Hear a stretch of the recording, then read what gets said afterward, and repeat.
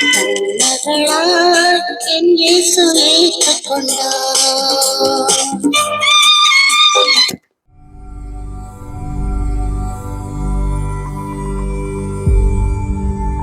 இன்னைக்கு இந்த வீடியோவில் நம்ம பார்க்க போகிறது என்னன்னா ஒரு டேப் ரெக்கார்டர் சர்வீஸ். இந்த டேப் ரெக்கார்டர் வந்து இவங்க ஒரு சர்வீஸ் கொடுத்துருக்குறாங்க. களத்து தெரியாமல் கலட்டி ஃபுல்லாக உடச்சிட்டாங்க. பாருங்க, இதெல்லாம் அதில் உள்ள துண்டு.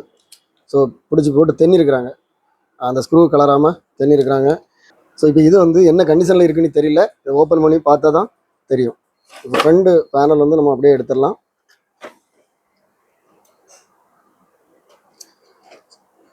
இது வந்து ஸ்பீக்கருக்குள்ள கனெக்டர். ஸோ இதை எடுத்துட்டோம்னா அந்த ஃப்ரண்ட் பேனல் நமக்கு தனியாக வந்துடும். எல்லாமே உடஞ்சி தான் இருக்குது, அப்போ கடைசியை பார்த்துக்கலாம். இப்போ இது வந்து உயிர் இருக்குது, என்னென்னா இறைச்சல் இருக்குது. அதனால் ஓரளவுக்கு இதை ரெடி பண்ணிடலாம்னு நினைக்கிறேன். சின்ன சின்ன கனெக்ஷன்ஸ் ப்ராப்ளம் இருக்கும், அதை ரெடி பண்ணிடலாம். இப்போ இந்த மெக்கானிசத்தை நமக்கு தனியாக கலத்தி எடுக்கணும். இந்த ஸ்க்ரூவை கலத்தி வச்சுன்னா வந்துடும்னு நினைக்கிறேன். பார்ப்போம்.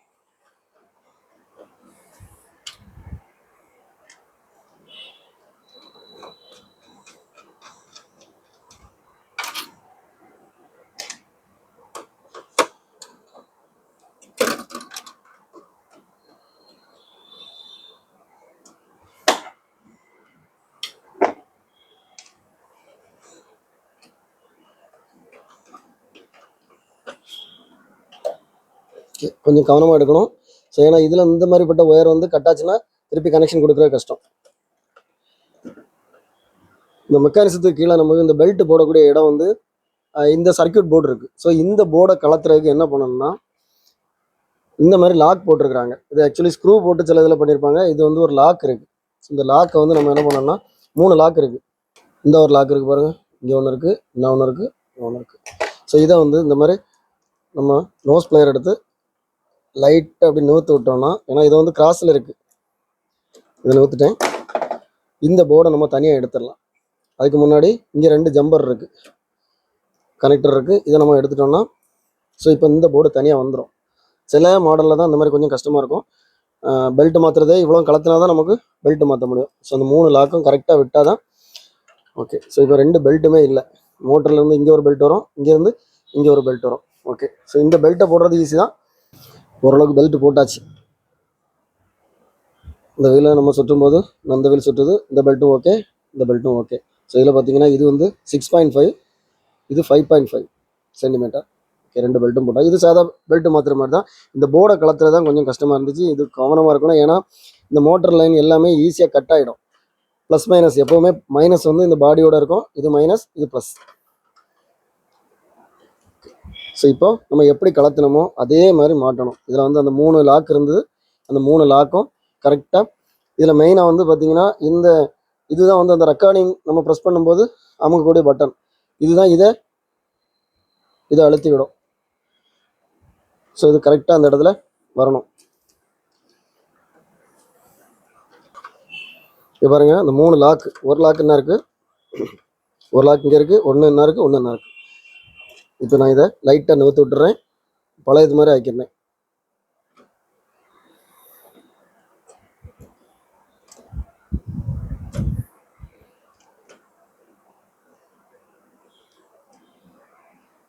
ஸோ இப்போ இந்த போர்டு அசையாது. நம்ம ஸ்க்ரூ போடுறதுக்கு பதிலாக இது ஒரு டெக்னிக்.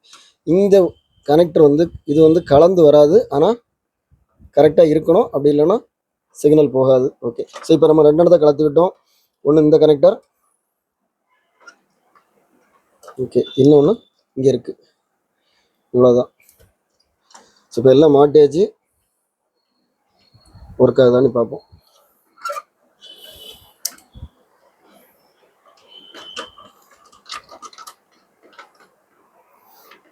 ஸோ முன்னாடி பட்டன்லாம் ஒர்க் ஆகாமல் இருந்தது, எல்லாம் ஜாம் ஆகிருந்தது. இப்போ எல்லாமே ஒர்க் ஆகுது. ஓகே. ஸோ இந்த இடத்துல கரெக்டாக இந்த பொசிஷனில் வைக்கணும்.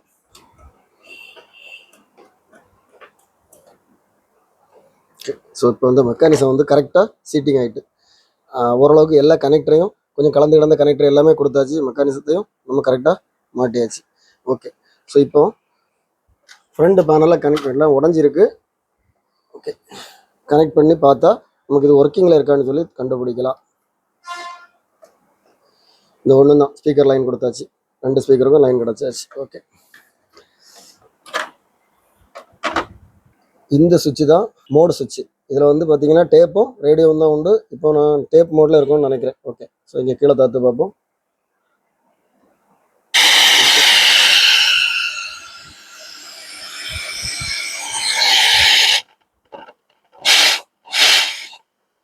வால்யூம் கண்ட்ரோல் இங்கே இருக்குது. இது என்ன கண்ட்ரோல்னு தெரில, இதில் பார்த்தா தான் தெரியும். Tone control okay super. ஆனால் வால்யூம் கண்ட்ரோலில் ஒரு கரகரப்பு இருக்குது. லைட்டாக ஒரு ஆயில் போட்டுரும். ஆம்ஸ்ட்ராங்னு சொல்லி ஒரு சுவிட்ச் கிளீனிங் ஆயில் இருக்குது. நான் நிறைய பேருக்கு நான் வாங்கி அனுப்பி கொடுத்துட்ருக்கேன். இந்த இந்த ஆயில் தான் போடணும். வேறு ஏதாவது ஆயில் போட்டால் ஒர்க் ஆகிறது ஒர்க் ஆகாமல் போயிடும். அதனால் சுவிட்ச் கிளீனிங் ஆயில்னு சொல்லி இருக்கும். ஸோ அந்த இதை வந்து ஒரு ட்ராப் நம்ம இதில் விட்டோம்னா ஆஃப் பண்ணி வச்சுருவோம். ஓகே, கொஞ்சம் ஸ்மூத்தாக இருக்கும்.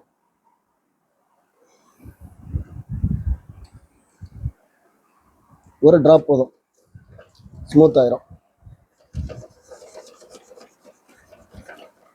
ஓகே, இப்போ நான் ஆன் பண்ணி காமிக்கிறேன் பாருங்க. அவ்வளோதான், சூப்பர் ஆகிட்டு. இப்போ டேப் ரெக்கார்டர் எப்படி இருக்குன்னு பார்ப்போம். இந்த மோடு, இப்போ டேப் ரெக்கார்டர் மோடு.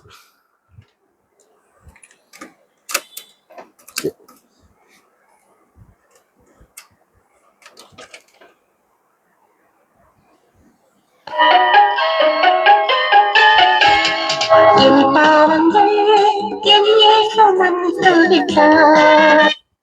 உண்மையிலே சூப்பராக இருக்குது. இவ்வளோ உடஞ்ச டேப் ரெக்கார்டர் வந்து இந்த மாதிரி பாடம்னு சொல்லி தந்தவங்களுக்கும் நம்பிக்கை இல்லை, எனக்கும் நம்பிக்கை இல்லை. கரெக்டாக இருக்குது, சிக்னல் சூப்பராக வருது.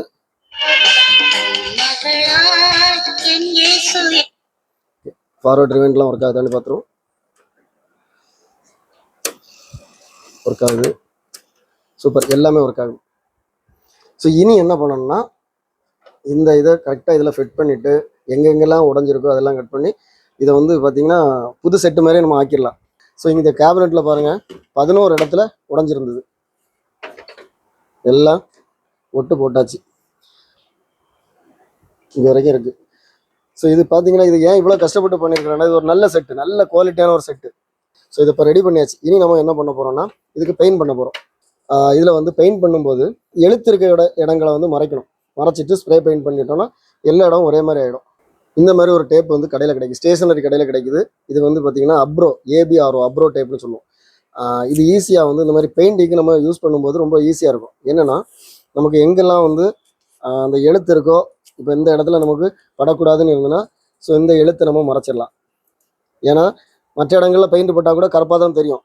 அப்புறம் இங்கே இவ்வளோ இடமும் நமக்கு எழுத்து இருக்குது. ஸோ அதனால் என்ன செய்யலாம்னா ஒரு பேப்பரை அந்த இடத்துல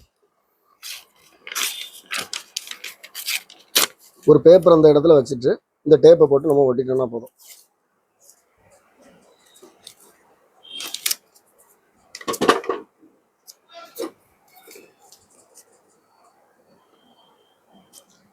இல்லைன்னா அந்த எழுத்துல பெயிண்ட் போட்டு தான் நமக்கு ஒரிஜினாலிட்டி போயிடும்.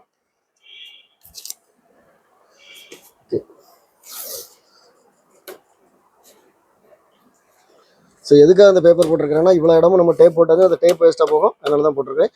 இங்கே வந்து நமக்கு படாது, இங்கெல்லாம் ரொம்ப படாது, அவ்வளோதான் பெயிண்ட் போடும்.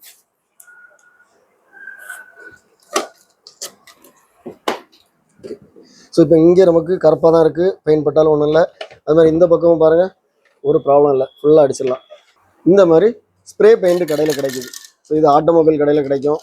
இந்த மாதிரி கொஞ்சம் குலுக்கிக்கணும், பெயிண்ட் அடிக்கிறதுக்கு முன்னாடி கொஞ்சம் குலுக்கிக்கணும். ஓகே, ஸோ இப்போ நான் ஸ்ப்ரே பண்ண போகிறேன். மற்ற இடங்களில் படாமல் அடிக்கணும். இது பாருங்கள், இந்த இடத்துல நான் மறைக்கிறேன். ஸோ இது கூட மறைஞ்சிட்டு இப்போ இந்த ஸ்டிக்கர் இருக்கிறனால இந்த எழுத்துல பட்டிருக்காது.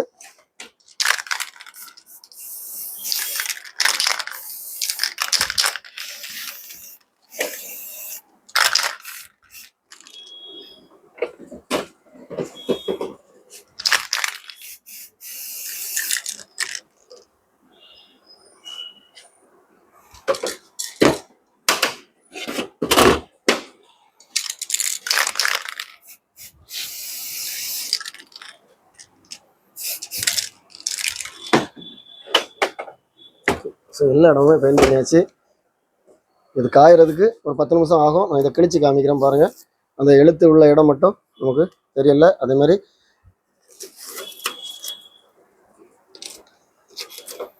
ஓகே, ஸோ இது அவ்வளோதான் நமக்கு கிளியர் ஆகிட்டு. லைட்டாக தெரியும், தெரியாமல் பண்ண முடியாது. ஆனாலும் ஓரளவுக்கு பரவாயில்ல. பாருங்கள் இப்போ எப்படி இருக்கு பாருங்கள். ஒரு உடஞ்சி இருந்த ஒரு டேப்பு நம்ம வந்து இந்த மாதிரி புதுசாக இருக்கிற மாதிரி கொண்டு வந்தாச்சு. ஸோ இது இப்போ எப்படி ஒர்க் ஆகுதுன்னு பார்ப்போம். இதில் 2 மோடு இருக்குது. மேலே வந்து ரேடியோ, கீழே டேப். நான் ரேடியோ மோடில் வைக்கிறேன். கூடிய மீன்களை தான் நாங்கள் கரைக்கு கொண்டு வந்துட்டு இருக்கோம். அதாவது கடலுக்குள்ள வந்து பிரயாணம் பண்ணிட்டு இருக்கும்போது கேப்டன் அப்படின்னு சொல்லக்கூடியவங்க அந்த அந்த மாதிரி கேப்டன்கள் எத்தனை பேர் இருப்பாங்க, எத்தனை தொழில் கடல்ல தொழில் செய்யக்கூடிய அத்தனையும் நாங்க கேப்டனாக தான் நினைச்சிட்டு இருக்கோம். எல்லாருக்குமே எல்லா விதமான தொழிலும் தெரியும். எல்லாமே கரெக்டாக ஒர்க் ஆகுது. இங்கே பாருங்க, வால்யூம் கண்ட்ரோல் முன்னாடி கரகரப்பாக இருந்து இப்போ அந்த ஆயில் போட்டனால கிளியர் ஆகிட்டு, இது டோன் கண்ட்ரோல். ஓகே, ரொம்ப தெளிவாக இருக்குது. அந்த ஸ்பீக்கர் வந்து செட்டப் வந்து இந்த செட்டில் வந்து வித்தியாசம். இது வந்து பேஸ் எக்ஸ்பேண்டர். இங்கே ஒரு சுவிட்ச் இருக்குது, இதாக இருக்குது. இதை நம்ம ஆன் பண்ணி விட்டோம்னா இந்த லைட் எரியுது. இப்போ பேஸ் வந்து கூடுதலாக இருக்கும். இங்கே பாருங்கள், பார்த்தீங்கன்னா நம்ம வந்து நினைக்கிறது மாதிரி கிடையாது. இப்போ சில பகுதி ஆழமாக இருக்கலாம். ஸோ இப்போ நம்ம டேப்பு போட்டு பார்ப்போம் எப்படி இருக்குன்னு பார்ப்போம். டேப்பு தான் நம்ம சர்வீஸ் பண்ணது. ஆக்சுவலி இவங்க கலத்துனதே டேப்பில் பெல்ட்டை மாத்திரவே கலத்தி தான் இந்த அளவுக்கு ஆக்கி வச்சுருக்காங்க.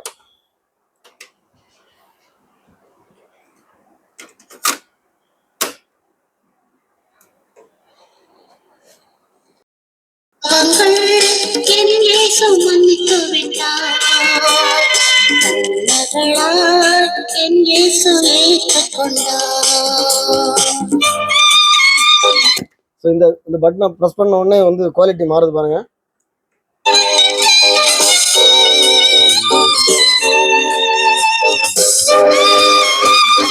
நல்லா இருக்கு, சூப்பராக இருக்கு. இந்த வீடியோ பார்த்துருப்பீங்க. இந்த வீடியோ உங்களுக்கு பிடிச்சிருந்தனா லைக் பண்ணுங்க, கமெண்ட் பண்ணுங்க, ஷேர் பண்ணுங்க. இதே மாதிரி நம்ம சேனலில் நிறைய வீடியோஸ் வரும். எல்லா வீடியோ உங்களை ரீச் ஆகுனா நம்ம சேனலை இது வரைக்கும் சப்ஸ்கிரைப் பண்ணணும்னா சப்ஸ்கிரைப் பண்ணுங்க. அடுத்த வீடியோ வர வரைக்கும் பாய்.